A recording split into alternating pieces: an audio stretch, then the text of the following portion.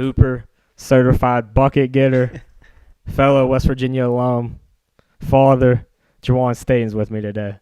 Thanks for coming out, Juwan. Appreciate that. And I like that you said father too, because that's something that I'm big on. So Got to showcase it all, man. Appreciate Not just a hooper, more than a basketball player. right. Appreciate you coming on here, man. Appreciate Lloyd. Shout out my guy Lloyd wearing classic kicks here in Morgantown. Appreciate him. It all lined up. Unfortunately, my co-host Muff couldn't be with us as he resides in Florida, but he wanted me to get this in with you, and we thought it'd be a good idea to do it here. Now, he did got a few questions. He's got a couple questions for me to ask you. I'm going to keep him to tuck. I'll get to him later, a couple personal ones with some people you may know, but we'll get to that later on. For now, though, let's get started, where it all started for you, Dayton, Ohio, man. Dayton. That's crazy because people don't really ask me about Dayton that often. But Dayton is a small city, but it's a rough little city. Like a lot of people don't know about Dayton, but it's rough there, and it's not an easy place to live because it's not a lot going on. So it's easy to get distracted. But at the same time, it's a city full of hardworking people. I don't really feel like anybody's ever had anything handed to them. So everybody knows hard work. Everybody knows what it means to grind and, go hard for what they do. So, I would say Dayton made me the person that I am because I feel like I'm a hard-nosed person and, I fight hard for whatever it is that I want. And I feel like a lot of those cities in the Midwest there, especially in Ohio, that's what I think of, kind of like a blue collar. I mean, similar to what I see a little bit today in Pittsburgh. But I feel like you said, with Dayton, Akron, Toledo, I feel like all those cities got that a little bit of grit to them. Like you said, there's hardworking people, but there's probably some areas that, you probably want to, if you don't got any business being there, you probably don't want to be there, Definitely, right? Definitely. I would definitely say that. It's Akron, Cleveland, Columbus, Cincinnati, the list goes on. So, people think Dayton is Ohio is just filled with cornfields and stuff. Nah, we got some stuff to us in Dayton. Ohio, I keep mentioning Dayton. We got some stuff to us in Ohio. Yeah. Now, I know your dad coached some basketball, so I'm guessing the game of basketball has been around you for, quite some time. It didn't just come later on in life. Nah, yeah, I was born in the gym. I don't even really remember a time when I didn't play basketball, to be honest. Like, my dad was a coach from the time I was born until I was, basically done with high school. So I was always in the gym. I was learning basketball terminology, playing basketball before I even realized what it was that I was doing. Let's talk about now, 9th grade, get offered a scholarship to University of Dayton. 9th grader, Juwan Staten, probably about my height then, probably about 5'6", 5'7", right? Yeah, somewhere around 5'6", there. Yep. And you get offered a scholarship to the hometown, University of Dayton. And then you're going into your junior year, Thurgood Marshall. And, I did a little bit of back search. Now, I saw an article in junior year, man, led the team to the state title game. Who other did you face than St. Mary St. Vincent, LeBron's alma mater? And, you was getting buckets. You was putting the team on the back. I think you had like 23, something like that. But you came up short by like 6 or so. You're standing on the middle of the court, but who comes next and tells you things are going to be all right? LeBron, my man, my favorite player, the GOAT, LeBron. And it's like, just to kind of piggyback off everything that you said, getting the offer as a freshman was crazy because, like, I didn't know anything about college for real. Like, when I got that offer, I literally came out of the 8th grade and I was just playing summer basketball, playing AAU. And, that was the first time that college coaches could come to the games and stuff. And, I got an offer. And it was like, it was a big deal. My family was all excited and stuff because they like, that means you're going to college for free. That's an opportunity to go to college for free. But, like, I still didn't know what that meant at the time. But I also got another one that year too from Xavier. So I had 2 as a freshman. But I thought I had to commit right then and there, like tell them yes or no. They like, no, you can, just relax. Just know that whenever you decide that you want to come here, it's on the table. So that was cool. It was a lot to handle as a freshman, but it was cool though. It was nice. And to fast forward to junior year, losing the state game, that was rough. We were up all game, we were winning all game, and LeBron was coaching on the other side. So it was just a lot of adrenaline in that game. That game was crazy. Jakar Sampson that plays in the NBA now, he was playing in that game. I think he was probably a sophomore in high school, but yeah, that game was crazy, and we came up short. I think about 6 points. But after the game, LeBron came up to me and like just told me like I was a great player and like keep my head up. And he had been in the same situation when he was a junior in high school. Keep my head up and don't let this stop me. Just let it motivate me. But that was a special moment to me because he went out his way to come to me. So obviously I felt like I did something to impress him. In that photo, man, I know it's not probably your favorite photo, of course, about all the things that happened in that game, and like I said, come up a little short, but that photo still to me is kind of iconic because you end up meeting LeBron again later in life. What was that, about senior year of college? I don't want to jump ahead because I do want to tell more about your story leading up, but it kind of came full circle, right? I mean, you're at camp or something and you met him again. Yeah, it's crazy. Actually, I met him also on a couple other occasions, but yeah, it was just crazy to get that picture so many years later because the first one, everybody be like, "Man, you got a picture with LeBron? You got a picture with LeBron?" And I was like, I mean, yeah, I got a picture with LeBron, but I hated the picture of me because I'm like, I'm crying, like. But later on when I got invited to the camp in college, the LeBron Skills Academy, I got another one with him, and it was the type of picture that I wanted. So I was cool. That was cool. Yeah. Let's bounce back a little bit though. After junior year, you attend Oak Hill. Now, Oak Hill to me, I mean, some of the best hoopers I could think of: Melo, Strickland. I mean, B Jennings. There's a lot of certified hoopers for sure. What made you make that jump? You've been in Dayton, and then you make that jump to VA. Well, I was playing AAU, and I think it was going into senior year, so it was our last year on the AAU circuit, and I was having a breakout year. And I was just playing really well at all the tournaments. I was getting invited to all the camps, the top 100 camp, everything. I was just having a real good summer, and my AAU coach was like, "What you think about Oak Hill?" And I'm like, what you mean? What I think about Oak Hill? That's the best high school. Like, why are you asking me? He like, would you go there? I'm like, that's without a doubt. Of course I'll go there. So he's like, oh, the coach contacted me about you, and he gonna be at our next tournament. So show out. He gonna be there. So we play. It's like 9 o'clock in the morning. We was playing in the Spiece Fieldhouse, Indiana, and he came to the game, and I was playing well and everything. And I remember I came down on a 2-on-1, and like I was the play before was a 2-on-1, and I threw an alley oop to one of my teammates. He dunked it, so he came down in the same situation, same teammate, same type of situation. And instead of throwing the oop, I baited the defender and I dunked it on him. And after that, like that was crazy. The place went well. After the game, coach was gone. I didn't even see him. Didn't even get to meet him or nothing. He was gone. And we finished the tournament out. I got home that Sunday. We won the tournament. My coach hit me. He was like, "Coach from Oak Hill, he was impressed. You want to go? You want to go there? Let's start the process right now." And so I'm like, I didn't even tell my parents. So I go tell my dad like, "Hey, the coach from Oak Hill Academy just said he want me to come there and this and that." My mom like, "Well, where's that at?" And I'm like, "It's in Virginia." She like, "Well, what they expect? Like, what's that?" And I'm like, "Nah, I had to live on campus." My mom like, "No, nah."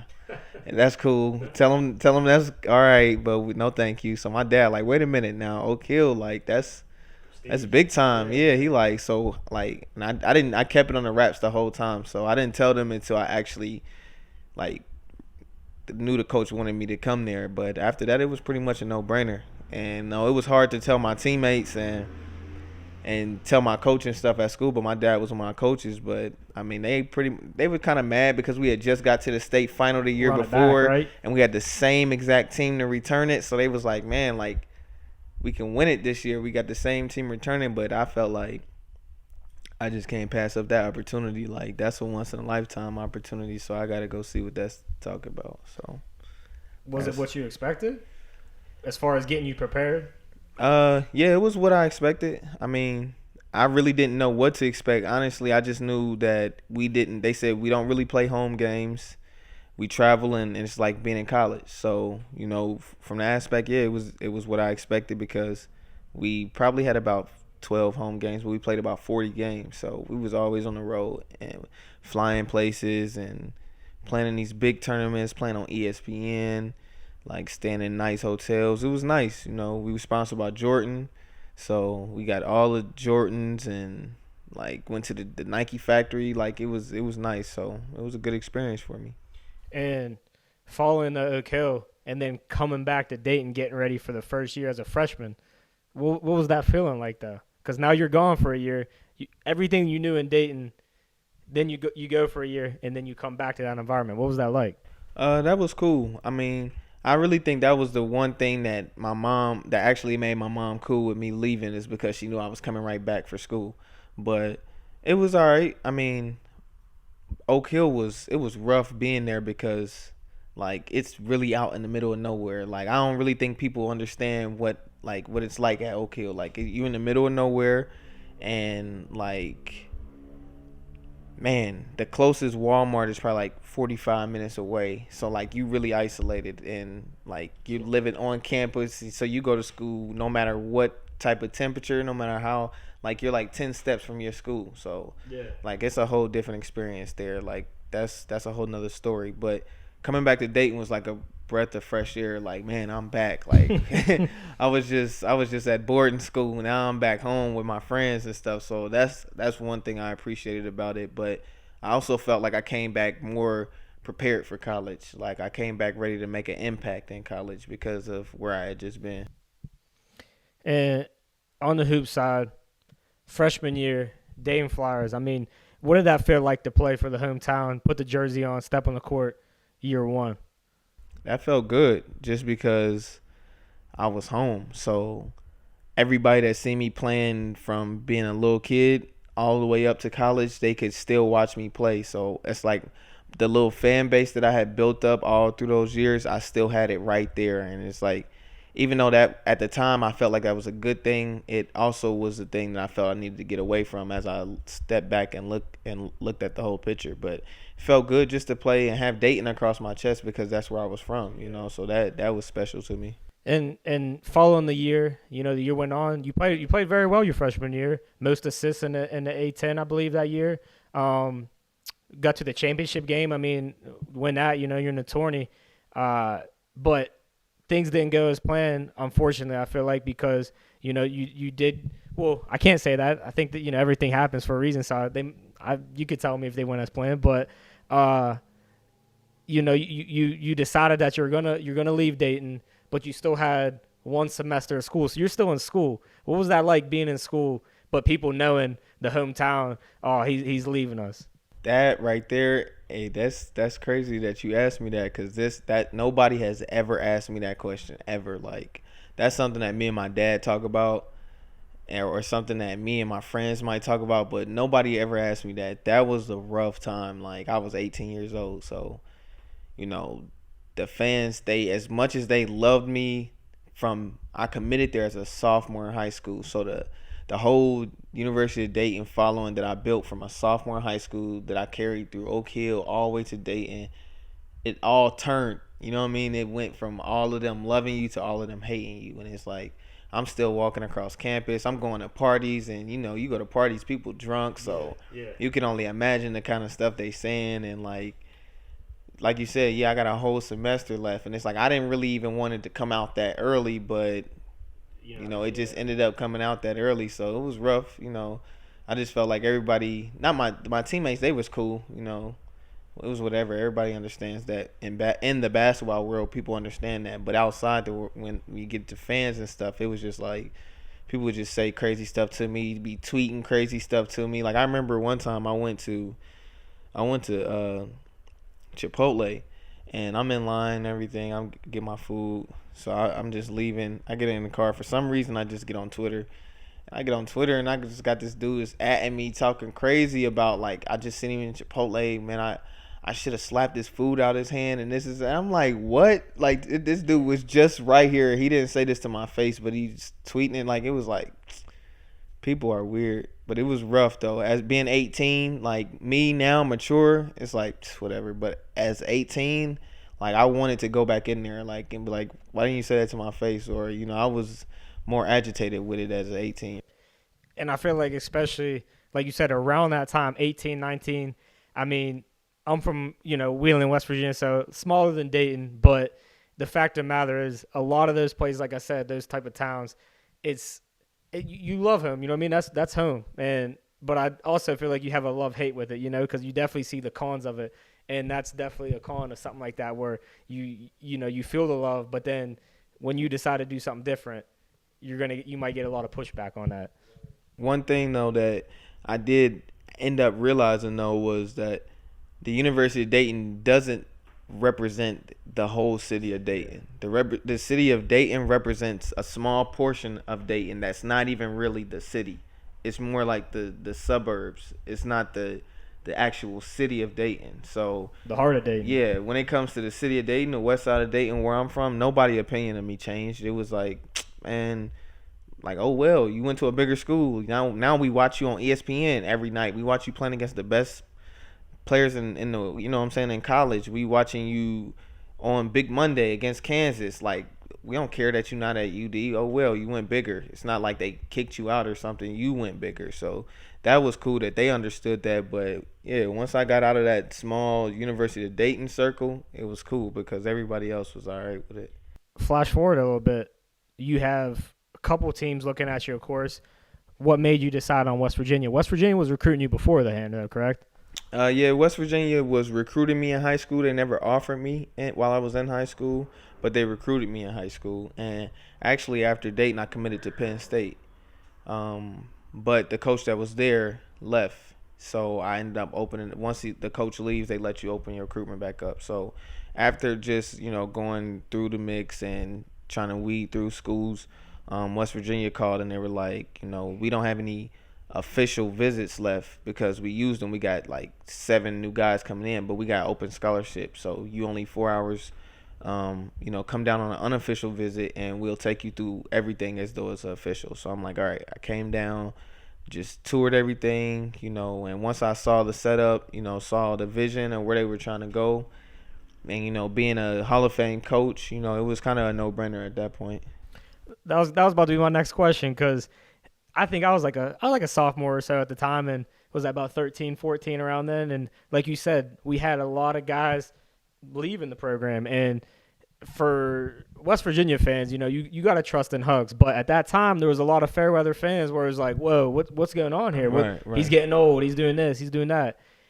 And you came in, and junior year, I mean, you really went off. We had a couple years there where we were kind of on the decline, but then you came in and along with Gary Brown and some other guys, I mean, really reinstated what West Virginia was to what we know that started to press Virginia in my eyes. But I mean, that junior year, you had a breakout year. I think you averaged like 18, 5-5. I remember Huggs saying that, hey, I mean, you're getting the most rebounds on the team. That's unheard of for a guard in the Big 12 to be down there and jumping out the gym and getting some boards. But I mean, what'd that feel like, in the Big 12 as a junior, really having that breakout year? Man, it was surreal, because that was always the player I thought I was, but like to really be in that situation was like, dang, like to see myself on like, and they say you never read your press clippings and all that, but I mean, honestly, you do to a certain extent. But like to see myself, if we just played a game and I'm at home, I'm with my friends or whatever, and our game, we just had a big game. Now we're on ESPN. They showing our clips and they showing me scoring and just hearing what they saying. It's like, wow, this is crazy because this is what I watched growing up. Like this is why I transferred from Dayton, because I felt like I can be one of those top players that they talk about all the time. So it just felt great to actually have that happening when it was like, this is my vision. This is what I thought all along. To me, a few clips stand out. One would be the Virginia Tech layup. I remember being at that game, and I'm like, yeah, this guy's a bucket. I remember that. I believe the next two are senior year, once against Kansas, and then also you put the dude, I believe, in the beginning of the season, NC State, put the guy on some skates, made him skate a little bit, ice skating, and MSG. Few of those moments stand out to me. But how about going into senior year, man, and how you guys build off junior year? Senior year, I knew you were a little bit banged up, fought some injuries, but how'd you fight through that? And like I said, really become a team that, hey, this is the West Virginia that we know, and it was led by you. Well, we had some new guys coming in, like Tariq Phillip, Jay Sean Page. We had Javon and Dax. So we had more of guys that could, we had more guys that could do what we were trying to do. Before that we had shooters or we had taller players, but we didn't really have that scrappy. Like we at that time we had so many that it was like, all right, you two. All right, you too tired. All right, you two. You too tired. All right, you two. So it was like we had so much that we just kept so much pressure on everybody. And then we added guys like Jonathan Holton, Nate Adrian. Long guys that could pause, that could that could defend. That could move, that could get out and run and all of that. So it was like it just came together. Our team just got extremely athletic, like overnight, really. And so it really wasn't that hard to put what we were trying to do together because we didn't really have a plan. People always ask me, like coaches have asked me, like, okay, you guys ran the press, like, what did you do? And it's like, it's not really, we didn't sit here and say, okay, this is the rule. No, it's like, if you just harass somebody with the ball and then go trap them, everything else is a mystery. And if you just get to the ball quicker than they do, then good things happen. And that's what we did. And we led the nation in steals. And that's kind of how Press Virginia got started. And a couple of people wanted me to ask you about this one because this was a debate with Jalen Rose this year, in the NBA, DeMar DeRozan, guys that fell in love with the jump shot, the 18-footer, man. That's one shot that I feel like that you really nailed down. That was like the consistent Juwan shot. You knew if you pulled up right there on the elbow, 18-footer, it was going in. Can you talk a little bit about that and why you fell in love with the jumper? Honestly, that's how I was taught. Like I said, my dad was a basketball coach, so the one thing he used to drill in my head as a young, like being young, man, that mid range game, that's a lost art, man. Guys don't know how to shoot the mid range no more. They either shoot the three or they drive all the way to the rim, and they forget about the mid range. That's where nobody is contesting shots. Like so. That he just drilled that into my head all the time. Like, you beat your defender, don't drive all the way in there into another defender. Stop right in the sweet spot where nobody is and knock the mid-range down. If you can do that consistently, you'll score points. And then once you start hitting that, the big men will start coming out, and that's when you start getting to the rim. So, he drilled that in my head so much just growing up that it was like I just started setting goals like, all right, the elbows. If I can get to the elbow, I know that if I can get both feet planted, the way I shoot a jump shot. So it's like if I can get both feet planted, by the time I get to that elbow, it's going up. And so that's how I would play. I would do whatever move I got to do, whatever I'm trying to do, get to that elbow. If I get to that elbow and it's clean, it's going up. So, just repetition and repetition and repetition and working out like that, and just having built in the confidence of seeing it go in so many times. And, that just became something that I knew I could go to. Nah, we haven't got to see you play as much overseas, that's why we're looking forward. Like I said, talking about the DBT coming up, but is that still your shot, or is there something else in the arsenal right now? Are you stepping back a little bit, or? Yeah, I'm doing a little bit of more of everything. I feel like I'm becoming more mature as a player, as a point guard, as a leader, as a playmaker. So, I'm especially with this team that we got. Honestly, we don't know whose game it's gonna be. We have one of those teams where we have anybody on our team can score. Anybody can get it going. So we just going to let the game dictate how it goes. We're not going to go out there and try to make one person, or nobody on our team is going to go out there and just force the issue. Everybody's going to just play the game the right way. And then once somebody get hot, we're going to go with the hot hand. Senior year, West Virginia. You graduate, get undrafted, picked up by the Sacramento Kings, I believe. For Summer League. Then go to the Santa Cruz Warriors, the Warriors G League team. Yeah. And play a little bit, get banged up. What was that like battling injury, knowing that, you got a legit chance to be out there, be in the NBA, which I'm sure that you probably dreamed of, as a lot of kids. I know when I was young, it was, you wanted to be in the NBA. I, of course, realized sooner than later that wasn't going to be a thing. But for you, it's still possible. But in that time, you're that close, and you got to keep battling injury. What was that like? Well, it was my senior year. I actually got hurt before the season started. So, before the blue and gold game, like before everything, before exhibitions, like I got hurt and I needed surgery. So it was like, dang, do you want to get surgery and miss the whole season, or it's something that you can play with? Do you want to just play through it? And me, I can't really sit out. Like for me, it was like, man, I'm a fifth year, you know what I mean? So if I sit out, like there's no point of trying to get another year, whatever. So I just went on ahead and I played through it. And with the way our team switched, people don't realize the year before that we didn't have Press Virginia. We played a totally different style. We had totally different players. We had that's the year we went to the NIT. Right.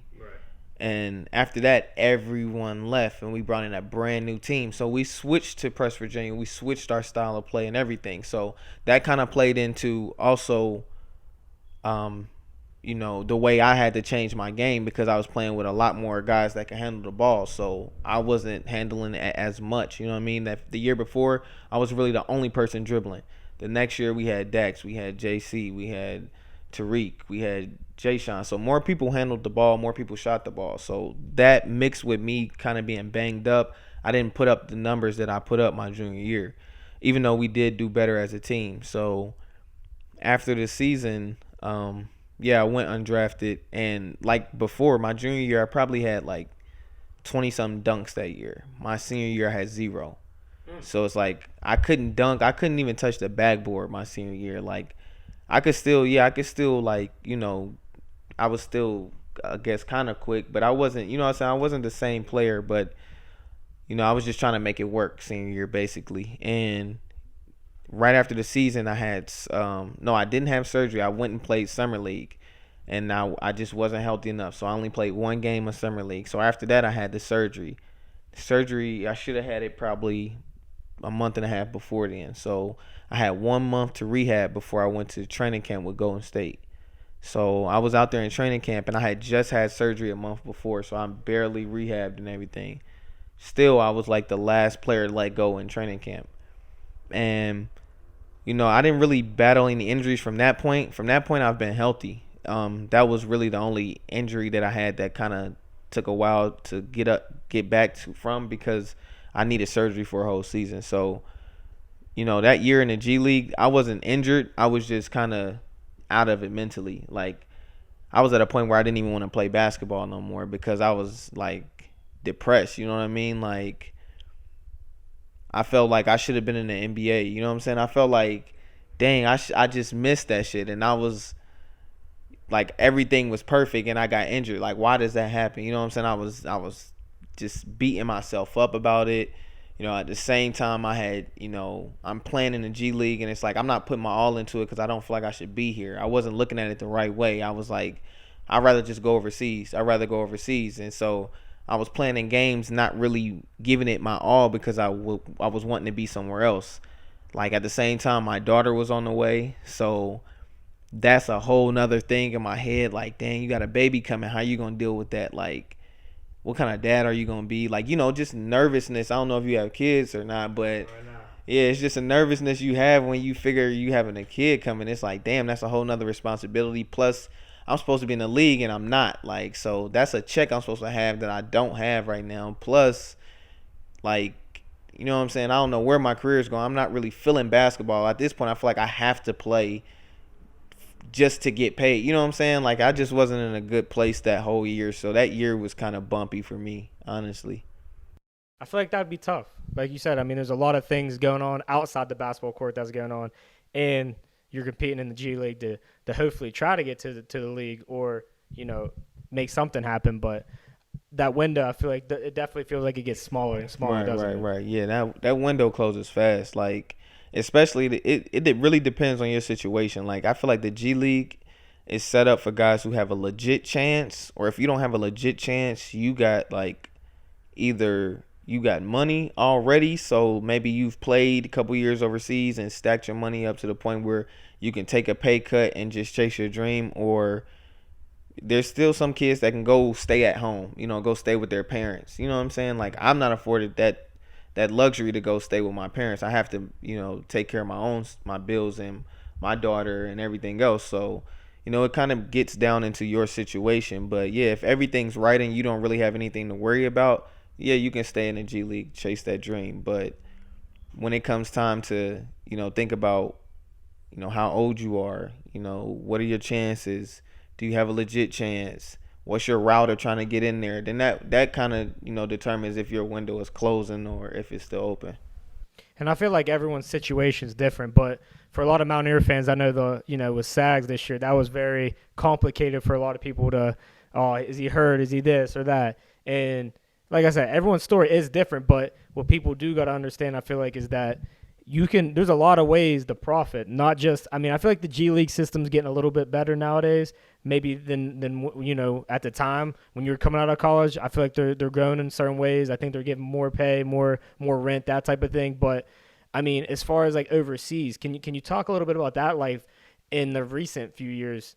Can you tell the people about that and just what life's been like?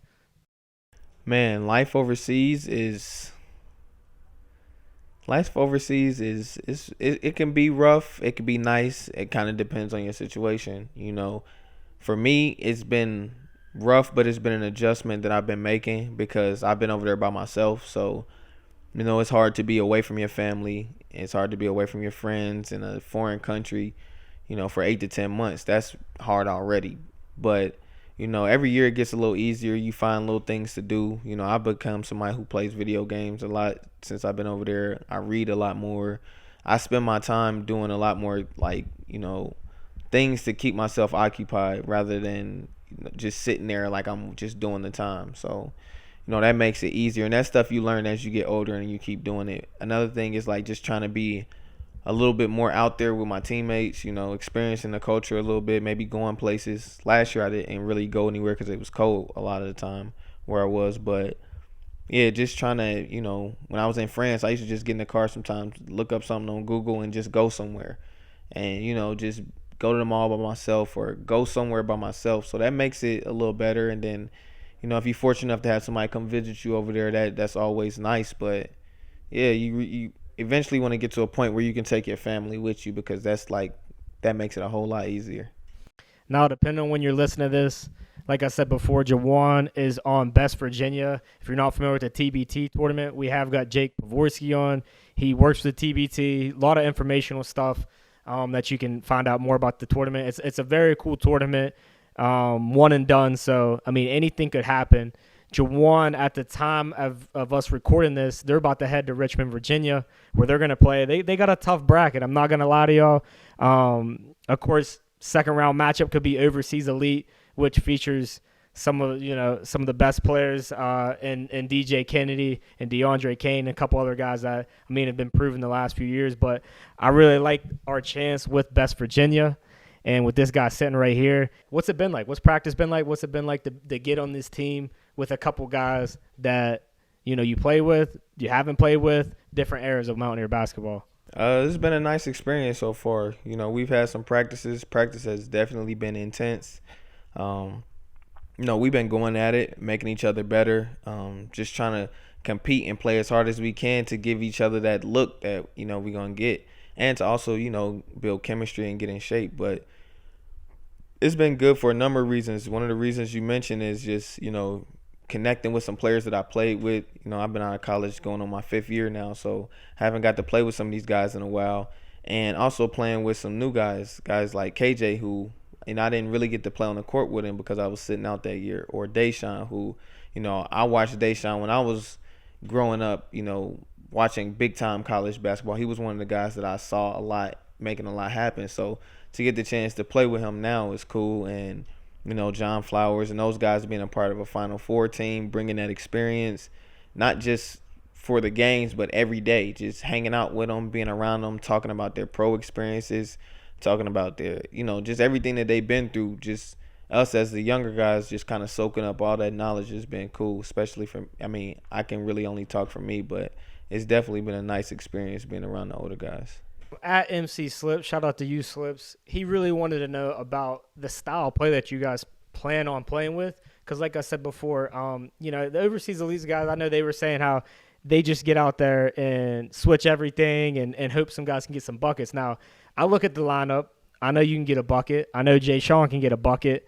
Kevin, I mean, Deshaun, there's guys that can get buckets, guard and forwards. But can you talk a little bit about what you guys been doing in practice as far as style of play? I don't really want to give too much out, but we just gonna play to the hot hand, really. I mean, we're all pros, so it's as a professional, there is kind of like a template that you play out of. Like everybody knows that the game kind of boils down to ball screening. So every pro knows how to play out of a ball screen. So you play out of a ball screen, you try to get to advantage, and then whoever has the advantage makes the play. So we try to put 5 guys on the court that can all make a play at any time. And that's how we feel most dangerous, because no matter what happens, no matter who has to take the shot, we all feel comfortable with whoever's taking that shot. How you feeling though about your chances? I'm feeling great. Yeah. I'm confident in myself, and I'm confident in our team. I feel like we got a lot of experience. We have an inside presence. We have guards. We have scoring, but we also, each one of us can defend too. So, I'm definitely I'm rocking with the team that I'm on. So yeah, I like the chances too, man. I'm hoping I can be out there in Chicago and catch you guys there, man, for the final 8 teams. Now, let's talk a little bit about Juwan. I'm excited to see you start the vlogging. I know you're a couple episodes in. I got to watch the first 3. Excited to see how many more come out. And I know we talked before about possibly doing some podcast stuff and you getting in that field. How's that experience been? It's been a really cool experience for me. Really, because for one, like, just the vlog itself, I feel like people don't know what it's like to be a professional athlete. Everybody has their own idea. Everybody think they know what it's like, but they really have no idea what we go through every day. They only see the perks of it. They don't see the behind the scenes of how hard we actually work. So that's one aspect that I want to show. And another aspect is just me coming up personally. It was just me and my dad, just being in the gym, spending a lot of time together. But we kind of went through everything like blind. We were blinded going through everything. We didn't know what to expect, and there was a lot of things that I felt like if I had somebody that had been there, or if I had a blueprint to follow, it's a lot of different obstacles that wouldn't have been obstacles. I would have been easily through there. But I want, like, whoever aspires to be a pro, whether it's a college kid, whether it's a kid in high school trying to be in college, whoever, I want them, after they watch it, to know kind of what it takes, what they should be looking out for. And that includes everything, like workouts, pro-ams, taking care of your body, how to deal with agents. And I'm going to have cameras when I go overseas too. So it's kind of going to be like, from that point, I didn't know what to expect when I first went to Belgium. Like, I got off that plane and they made me practice that same day. So in the States, we would never do something like that. But over there, nobody told me it was going to be like that. So, I want people to kind of see this and know what they're getting themselves into when they actually say, I want to be a pro, or I want to go overseas, because it's not all of what people think.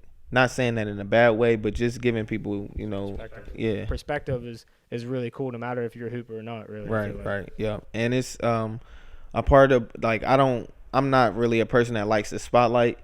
Like, I really only did this because my friends kind of hyped me up to do it, but, like, it's going to be a feature part on there where it features other pros and it gets to tell their story, what the grind means to them, how they prepare, how they take care of their body. Share their experiences of being overseas, what they would tell somebody that's going over there, or what they would tell the next pro. And, like, just to give a wide range and a lot of different perspectives on what to expect. I really want to capture, like, if I'm me in high school, I want to be like, wow, all right, I know, in college they kind of script it out for you in college, but when I become a pro, I know this is what I need to do. I need to eat right. Okay, I need to be doing this type of stuff for my body. I need to be playing in pro-ams because that helped me stay sharp during the summer, stay in shape. This is what I need to look for when it comes to an agent. These are the type of countries that are countries to play in. This is what I should expect. They practice twice a day over there. You can kind of just have a visual of what to expect when the time comes. And where can people find the vlog at? They can find it on my YouTube channel, so they can just type in my name, Juwan Staten, on YouTube, and it's only 3 videos on there right now, but it's called The Grind, and just stay tuned because there's more videos coming. Before we get off here, Kyle, can you grab my phone real quick? I don't want to mess this up. I got to get the Muffs questions. He's going to kill me if I don't. I told him I would. Actually, I got my phone right here. Never mind. I'm gonna look at these, though, real quick so I can make sure I get them right for you. All right, this question might not even matter, but when you learn moves from Kawhi, what's your most effective player move? We don't want to give away y'all secrets for a tournament, so if it's something you feel like we could go into. Wait. If you don't know Kawhi, wait. someone me and Juwan both know. I stopped listening when you said quiet. I need you to repeat that. Repeat it, please. He said, so this is from Muff, at the Muffin Man 32, my co-host, my dog. He's in Florida right now living. He said, when you learn some moves from Kawhi, you don't want to give away any secrets there for the tournament, but what kind of moves are you learning from him? From Kawhi, I would probably say the hezzy. I think Kawhi, I don't want to give him no compliments. I really don't. Like, this hurts to give him a compliment because but I would say he got a nice hezzy though. He does. We played on the little rec league team. Me, him, and Muff. He gets some buckets. Yeah. It wasn't the rec. It was like League C. It wasn't League A. You know what I mean? But we were getting some buckets out there. I'll give it. Yeah, I'll take the hezzy. Muff also wants to know, give me some of your playlists. On your playlist, who's some artists on the playlist that we can expect? Some artists on my playlist right now. Lil Durk. Wiz Khalifa, Moneybagg Yo for sure, T Grizzly, and Tory Lanez. Tory Lanez, okay. Yeah. And last but not least, last episode 51, we did a thing where if you were rated in Area 51, who was going to be your starting five? Now, it doesn't have to be basketball related, but give me at least 2 people that if you're going to go in Area 51, who's on your left and your right? If I'm going to Area 51, who's on my left and my right?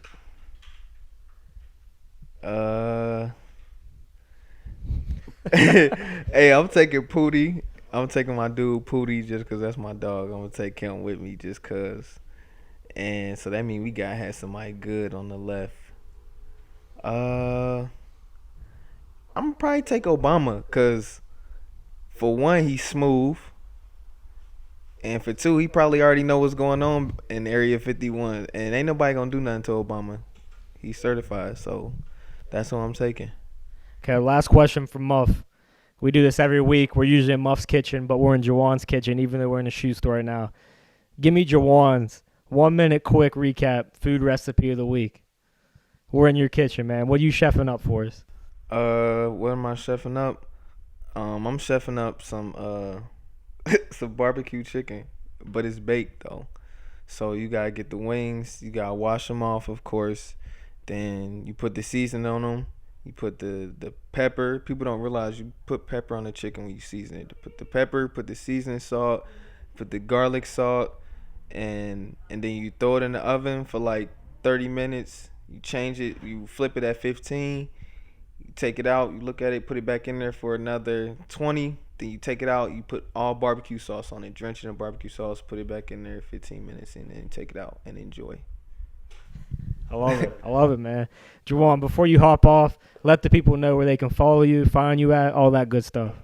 You can follow me on Twitter at Juwan Staten 3, and you can follow me on IG at Juwan Staten 3 _YK. Appreciate you coming on, man. Appreciate you for having me.